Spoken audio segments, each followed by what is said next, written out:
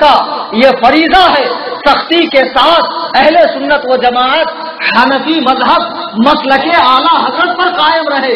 مسلک اعلیٰ حضرت ہماری پہچان ہے. اب وہ خطبہ وہ مقررین جو اپنے علاقے میں اعلیٰ حضرت کی مخالفت کرتے ہیں، پانچواں مسلک کہاں سے آ گیا؟ یہ مسلک تو پچواں ہے، اور جہاں اعلیٰ حضرت کا ماحول ہے وہاں آ کر اعلیٰ حضرت کا نام لیتے ہیں. ایسے دوغلوں سے بھی ہوشیار رہنے کی ضرورت ہے. ڈاکٹر طاہر الپادری، نجیس الپادری جیسے لوگوں سے بھی ہوشیار رہنے کی ضرورت ہے. اور ہر ایسے مکار شخص سے جس نے دین کا لبادہ اوڑھ کر اصل میں انگریزوں کا کام کر رہا ہے، بد مذہبیت کا فروغ دے رہا ہے، ایسے لوگوں سے بھی اپنے ایمان کی حفاظت کرنا ہمارے لیے ضروری ہے.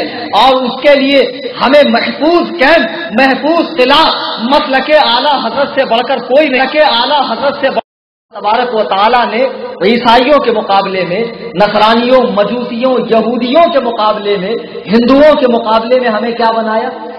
مسلمان. کیا بنایا؟ مسلمان. اللہ نے کہا یا ایھا الذین آمنوا اتقوا اللہ حق تقاتہ ولا تموتن الا وانتم مسلمون. اے ایمان والو، اے ایمان والو، حق پر ڈٹے ہوئے رہو، حق پر قائم رہو اور مسلمان ہو کر مرو. اللہ نے ہمارا نام مسلمان رکھا ہے قرآن کے اندر، ہم مسلمان ہیں. لیکن سرکار دو عالم صلی اللہ علیہ وسلم نے اپنی نبوت اپنے غیب سے بھانپ لیا تھا کہ میری امت میں آگے چل کے کلمہ گو لوگوں میں، کلمہ پڑھنے والوں میں 73 فرقے ہوں گے، اور تمام کے تمام اپنے آپ کو مسلمان ہی نہ کہیں گے، تمام اپنے آپ کو مسلمان ہی کہیں گے. اس وقت اہل حق کی پہچان کیا ہوگی؟ ایک جنگ کے موقع پہ سرکار نے ایک سیدھی لکیر کھینچی، فرمایا ان اہدی صراطا مستقیما، یہ سیدھا راستہ میرا راستہ ہے. پھر تیری میری لکیریں کھینچی، فرمایا یہ جو تیرے میرے راستے ہیں یہ شیطان کے راستے ہیں، شیطان اس پر بیٹھا ہوا ہے. پھر حضور نے فرمایا سیدھے راستے پر چلنا. اللہ تبارک و تعالیٰ نے بنی اسرائیل میں 72 فرقے بنی اسرائیل میں پیدا ہوئے تھے، اور مشیت خداوندی سے میری امت 73 فرقوں میں بڑھ جائے گی. تو صحابہ نے 72 لوگوں کا نام و نسب، ان کا شجرہ نسب نہیں پوچھا، بس یہ پوچھا یا رسول اللہ وہ ایک جماعت جو دخول جنت کی حقدار ہوگی، جسے مجدے جاں فضا سنایا جائے گا، جسے آپ کے دستہائے ناز سے جامع کوثر پینا نصیب ہوگا، پل صراط کے جن کی آپ دستگیری فرمائیں گے، لواء الحمد کے جھنڈے کے نیچے جو آپ کی نعتیں پڑیں گی، صبا وہ چلے کہ باغ پھلے کہ وہ پھول کھلے، لوا کے تلے سلام پھلے رضا کی زبان تمہارے لیے. یا رسول اللہ وہ اہل حق کی جماعت کون سی ہے؟ نبی نے فرمایا ما انا علیہ و صحابی، جس پر میں ہوں اور میرے صحابہ ہے، ہی الیوم، آج کے دن وہ جماعت نجات پانے والی ہے. صحابہ نے نام پوچھا. تفسیر در منصور اور علامہ عبد الکریم شہرستانی نے الملل والنحل میں لکھا ہے اللہ کے رسول نے فرمایا نجات پانے والی جماعت، جنت میں جانے والی جماعت اہل سنت و جماعت. کون سی ہے؟ آئے ہائے کیوں؟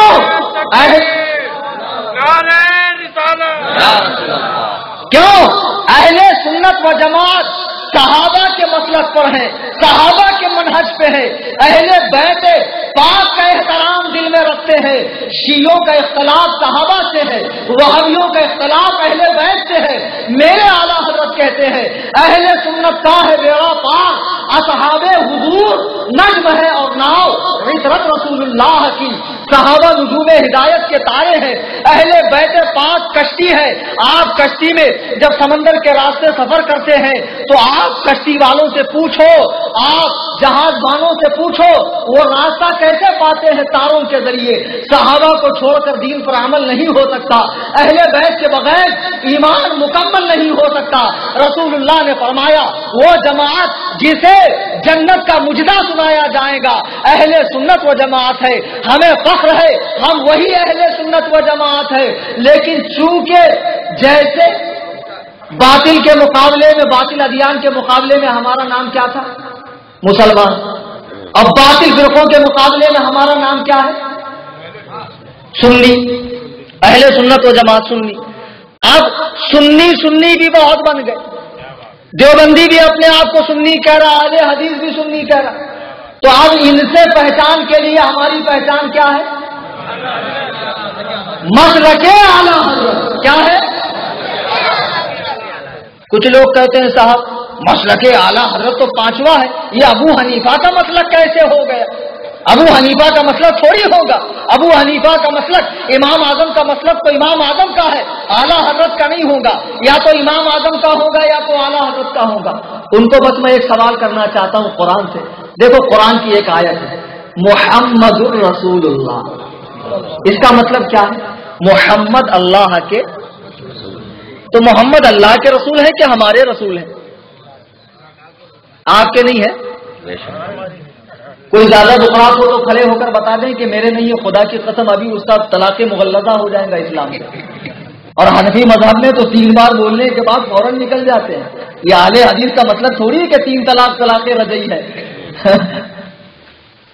اب ان سے پوچھو جو کہتے ہیں مسلک یا تو ابو حنیفہ کا ہوگا یا تو امام احمد رضا کا ہوگا. ان سے کہو قرآن کہتا محمد الرسول اللہ، محمد اللہ کے رسول ہیں، تو محمد اللہ کے رسول ہیں یا آپ کے ہیں؟